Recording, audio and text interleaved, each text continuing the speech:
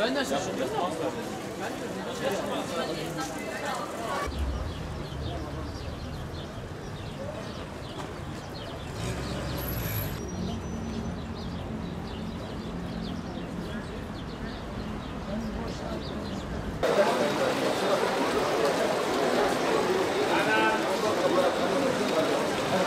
Halk belediyeden hizmet beklerken bu ekonomik koşulların zorluğu, halkın bu ekonomik sıkıntıları çektiği şu dönemde yani sık sık konserlerin yapılmasına karşıyız. Öncelikle bu konserler yani bizim inancımıza da halkımıza da terstir. Yani bu konserlerin amacı nedir? Halk burada belediyeden hizmet beklerken sokaklarımız, caddelerimiz Batman gibi büyük bir şehir olmuş artık.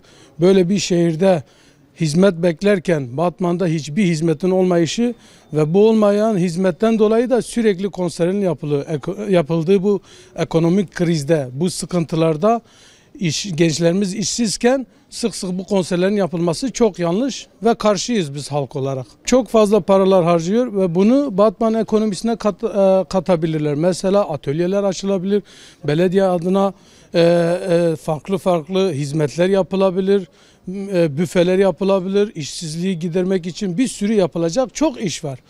Ve bu konuda bu kadar büyük paraların harcanması çok yanlıştır. Halkın paralarını bu şekilde harcamak gerçekten de vicdanen yani insanı üzüyor. Halka daha iyi hizmet götürebilir. Örneğin açıklamış olduğu bir sürü proje vardır. Onları faaliyete koyabilir. Yeni bulvarlar var, yollar var. Ondan sonra bu konserler şimdilik yani azaltılırsa daha iyi olur, daha güzel hizmetlere dönebilir. Daha iyi hizmete dönüştürülebilir. Konserler şimdi o kadar gerekli değildir. Azaltılmasında fayda vardır. Halk için azaltılmasında fayda vardır. Bu giden paralar daha iyi değerlendirilebilir halk açısından. Halka fayda getirmesi koşuluyla yani daha güzel hizmetler, çok daha iyi halkın faydalanacağı sosyal projelerde olabilir. Belediye çağrım Batman'a hizmet, halka hizmet. Yani 2 gün önce de yanılmıyorsam bir konser oldu. Yüklü herhalde yani yüksek miktarlarda bir paralar harcanıyor. Tabii bu ekonomik krizi hakikaten halk büyük bir sıkıntıda, işsizlik had safhada. Bu bütçeler daha iyi değerlendirilip daha faydalı projeler yapılabilir.